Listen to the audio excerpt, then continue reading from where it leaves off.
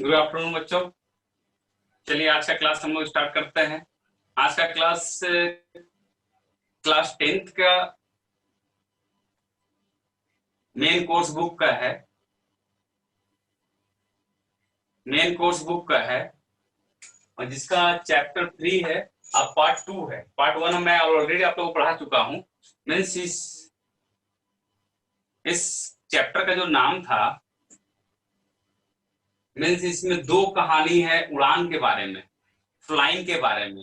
पहली कहानी जो थी, पहला पार्ट जो था, आप लोग जान चुके थे। उस कहानी के बारे में सीगल के बारे में था, एक छोटी सी चिड़िया के बारे में था। किस प्रकार एक सीगल अपने डर पर विजय प्राप्त करती है और आखिरकार वो अपने डर पर विजय प्राप्त करके उड़ना सीख जाती है और आत्मनिर्भर बन जाती है। अब दूसरी कहानी जो है उड़ान के बारे में ही है।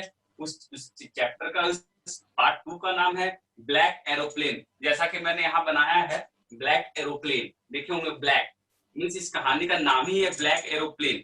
ब्लैक एरोप्लेन मीन्स काला जहाज। जहाज तो हम जानते ही हैं। सुनकर अजीब लग रहा होगा कि काला जहाज क्या है, बट इस ब्लैक एरोप्लेन को लिखने वाले हैं फ्रेडरिक फॉर्सिट। इन्होंने इस कहानी को लिखा है और इस कहानी की खुद ये बता भी रहे हैं अपने बारे में, क्योंकि इस कहानी में जो है ये फ्रेडरिक फॉर्सिट ये बता रहे हैं की तरफ से कि इस कहानी में कि किस प्रकार वो ऑथर जो है, ऑथर मतलब कौन, इस कहानी के लेखक। इस कहानी के लेखक कौन है? फ्रेडरिक फॉर्सिट। फ्रेडरिक फॉर्सिट जो है अपना ओल्ड डिकोटा, उनके जहाज का क्या नाम था? पुराना डेकोटा। याद रखेंगे सबसे इंपॉर्टेंट नेम है, याद रखेंगे सबसे इंपॉर्टेंट नेम है। इस कहानी में ऑथर जो है जहाज उड़ा रहे हैं ओल्ड डेकोटा। डेकोटा एक जहाज है और ये 1 बजे रात की बात है। नाइट 1 बजे रात को ये जहाज लेके उड़ान भर रहे हैं। कहाँ जा रहे हैं? आप बोलेंगे सर ये जहाज लेके कहाँ जा रहे हैं? ऑथर जो है, जो लेखक हैं, वो जहाज लेके कहाँ जा रहे हैं? उनके जहाज का नाम क्या है? नाम है, याद रखेंगे। जहाज उड़ा रहे हैं,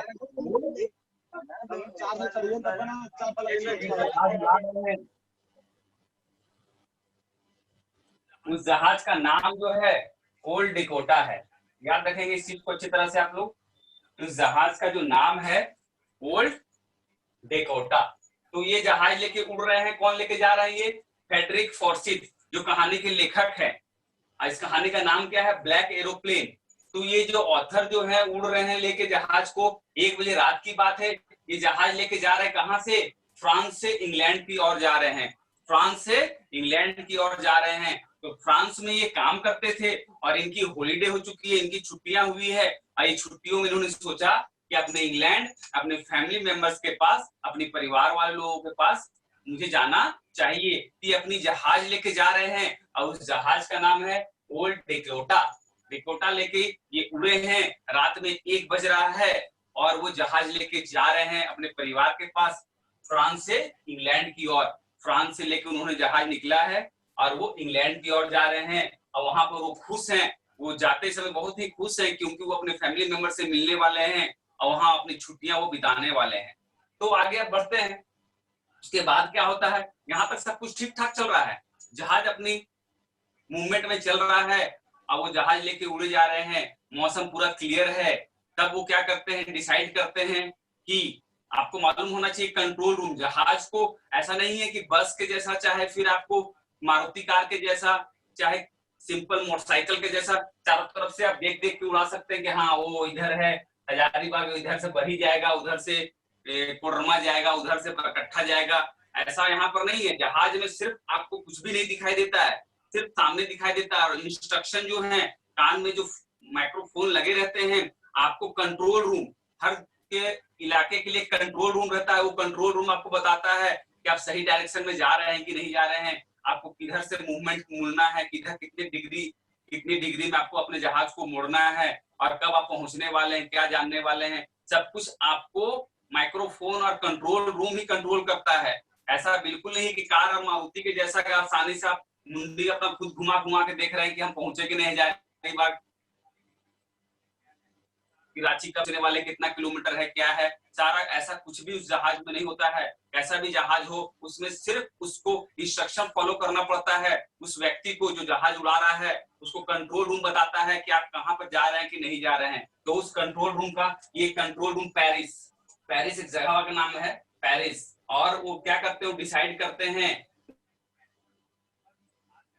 करते हैं पेरिस कंट्रोल रूम पर बात करने के लिए। अब वहां पर वो फोन लगा के बात करते हैं, अपना फोन लगाते हैं, जो कंट्रोल उनका जो माइक्रोफोन है उससे संपर्क करते हैं कंट्रोल रूम से। कंट्रोल रूम उनको एडवाइस करता है कि आप एक काम कीजिए, आप बिल्कुल जा रहे हैं सही, लेकिन थोड़ा सा आपको क्या करना होगा, 12 डिग्री वेस्ट, वेस्ट की ओर मुड़िए। 12 डिग्री वेस्ट मतलब कि आप समझते होंगे, जैसा कि आप लोग जानते होंगे कि ये इधर ईस्ट होता है, वेस्ट होता है, नॉर्थ होता है, साउथ होता है। तो जो जहाज जा रहा था तो जहाज को इन्होंने बोला कि थोड़ा सा वेस्ट 12 डिग्री, 12 डिग्री वेस्ट की ओर मुड़िए। ये सूचना कहां से मिली, तो पेरिस कंट्रोल रूम से। वहां लोग बैठे रहते हैं आपको सही डायरेक्शन बताने के लिए, तो 24 घंटे वो उपलब्ध रहते हैं, 24 आवर उनकी ड्यूटी यही रहती है कि कोई भी जहाज गलत रास्ते पर ना जाए, ताकि यदि गलत रास्ते पे चला जाएगा तो सोचिए आप कितनी बड़ी ट्रेजेडी घट सकती है कि रांची से जा रही है दिल्ली की ओर, और दिल्ली से रांची की ओर जा रही है एरोप्लेन, और यदि दोनों का तालमेल नहीं बेटा, दोनों आपस में टकरा गए तो कितनी बड़ी दुर्घटना हो सकती है। लेकिन ऐसा नहीं होता है, और वो सारे कंट्रोल होते हैं कंट्रोल रूम से, उनको हर चीज का डायरेक्शन बताया जाता है कि वो किस डायरेक्शन की ओर जा रहे हैं। तो ये जो है राइटर जो है फ्रेडरिक फॉर्सिथ, ये अपना संपर्क करते हैं पेरिस से। पेरिस जो कि इनका पीछे छूट चुका था 150 किलोमीटर आगे, पेरिस से ये 150 किलोमीटर आगे बढ़ चुके थे, किधर की ओर, इंग्लैंड की तरफ बढ़ चुके थे। ये कंट्रोल सोचते हैं, कंफर्म कर लेते हैं कि मैं सही जा रहा हूँ कि नहीं जा रहा हूँ। वो उनको बताता है कि आप जो है 12 डिग्री वेस्ट की ओर मुड़ जाइए। तो ये बिल्कुल उनके कहने के अनुसार, कंट्रोल रूम के कहने के अनुसार, ये अपने जहाज को 12 डिग्री वेस्ट की ओर मोड़ लेते हैं और आगे बढ़ने लगते हैं। सब कुछ ठीक चल रहा था कि अचानक वो देखते हैं कि उनके जहाज के सामने जो है बिल्कुल एक बड़ा सा तूफान आ जाता है, और चारों तरफ काला ही काला अंधेरा हो जाता है। अब इनको कुछ भी समझ में नहीं आता, इनको कुछ भी बिल्कुल नहीं दिखने लगता है। सोच सकते हैं कि इनको अचानक चारों तरफ अंधेरा ही अंधेरा छा जाता है, इतनी तूफान हो जाती है कि इनको कुछ भी दिखने नहीं लगता है। ये नर्वस हो जाते हैं, ये सोचते हैं कि अब मुझे क्या करना चाहिए। अचानक इनके दिमाग में आता है कि मैं वापस पेरिस लौट जाता हूँ, जो 150 किलोमीटर पीछे है। उसके बाद फिर इनको अपना फैमिली का ध्यान आता है, और ये सोचते हैं कि नहीं, मैं रिस्क लूंगा, मैं इस तूफान में ही अपने जहाज उड़ा के लेके जाऊंगा, मैं रिस्क लूंगा, मैं चिंता नहीं करूंगा, मुझे पूरा ऊपर भरोसा है, मैं आगे बढ़ूंगा। और ये पेरिस न जाकर ये मन में विचार आया कि मैं पेरिस वापस लौट आता हूँ, क्योंकि इस तूफान में मैं अपने जहाज को नहीं निकाल पाऊंगा। लेकिन अपने हौसले को कम नहीं कर होने देते हैं, और अपनी फैमिली के बारे में सोचकर ये जहाज को उस तूफान के अंदर ही ले जाते हैं। और उस तूफान में जहाज को ले जाने के बाद चारों तरफ अंधेरा अंधेरा छा जाता है। अब इनको समझ में नहीं आता कि आखिरकार मैं करूं तो क्या करूं, क्योंकि कोई भी डायरेक्शन, और ये जब कंट्रोल रूम में संपर्क करने की कोशिश करते हैं तो वो उसका भी नेटवर्क पूरा खराब हो जाता है, और इनका संपर्क पेरिस कंट्रोल रूम से नहीं हो पाता है। और इनका कंपास, जहाज में जितने यंत्र लगे रहते हैं डायरेक्शन बताने वाले, वो कंपास भी नहीं काम करते हैं, सारा फेल हो जाता है। और इनको अब समझ में नहीं आता कि अभी मुझे अब क्या करना चाहिए। सोच सकते हैं कि कितना कठिन, कितना टिपिकल उस स्टेज होगा, कितना प्रॉब्लम से भरा वो समय होगा उनके लिए, इन लेखक के लिए, फ्रेडरिक फॉर्सिथ के लिए, कि अपने डेकोटा जहाज को लेकर ये सब कुछ खुशी खुशी सोचते हुए अपने परिवार से मिलने के लिए उड़े थे। लेकिन अचानक 150 किलोमीटर क्रॉस करने के बाद पेरिस से ये अचानक ऐसी एक तूफान के घेरे में फंस जाते हैं कि इनको अब लगता है कि हम इससे अब नहीं निकल पाएंगे। लेकिन अचानक इन्होंने हिम्मत नहीं हारा और उस तूफान में अपने जहाज को अंदर ले लिया, और अचानक उस तूफान के बीच में एक काला जहाज, यहाँ जो कहानी का नाम है ना ब्लैक एरोप्लेन, अचानक उनको एक ब्लैक एरोप्लेन नजर आता है जिसकी लाइट भी नहीं जल रही है। जिनके विंग्स में, जनरली क्या होता है जहाजों के पत्तियों में, मतलब उसके जो पंख होते हैं उसमें लाइट जलता रहता है। अब रात में कभी भी आसमान में आप देखेंगे तो ब्लिंकिंग करता हुआ कुछ लाइट नजर आता है, जिससे पता चलता है हम लोगों को कि जहाज जा रहा है, जहाज उड़ रहा है। उसी प्रकार लेकिन ये ब्लैक एरोप्लेन में राइटर को उनके विंग्स में, उसके मीन्स मीन्स उनके विंग्स में बिल्कुल लाइट जलता हुआ नजर नहीं आता है। ये सोचते हैं कि हो सकता है ये जहाज मेरा हेल्प करने के लिए आया हो। अचानक उसमें जहाज में ब्लैक एरोप्लेन में एक पायलट को भी देखते हैं। अब पायलट इनको तरफ इशारा करता है, राइटर की तरफ, लेखक की तरफ इशारा करता है। इनको जैसा लगता है कि मानो वो जो ब्लैक एरोप्लेन का जो पायलट है वो इनको इशारा करके बता रहा हो कि तुम मेरे पीछे पीछे आओ, मैं तुम्हें इस बवंडर से, इस तूफान से निकाल दूंगा। और ये सोचते हैं कि चलो अच्छी बात है, ये एरोप्लेन मेरा हेल्प करने के लिए आया है। और उस प्लेन के पीछे अपना प्लेन ये ले लेते हैं और उसके पीछे पीछे ये उड़ने लगते हैं। आधा घंटा चलने के बाद, उसके पीछे पीछे आधा घंटा चलने के बाद ये अचानक अपना फ्यूल टैंक देखते हैं। और फ्यूल टैंक जब देखते हैं अचानक उनको पता चलता है कि 5 से 10 मिनट और फ्यूल उनके प्लेन में है। अब 5 से 10 मिनट उनका फ्यूल खत्म हो जाएगा, तेल खत्म हो जाएगा और उनका प्लेन कभी भी गिर सकता है। लेकिन अचानक इतना ये सोच ही रहे थे कि अचानक उनको वहां पर रनवे समझते हैं जहां जहाज उतरता है, वहां रनवे नजर आता है और वहां पर सारी लाइट जलते हुए नजर आते हैं। और ये समझ जाते हैं कि वो अपना मंजिल जो है इंग्लैंड वो पहुंच चुके हैं और आसानी से अपना वो प्लेन को लैंड करते हैं।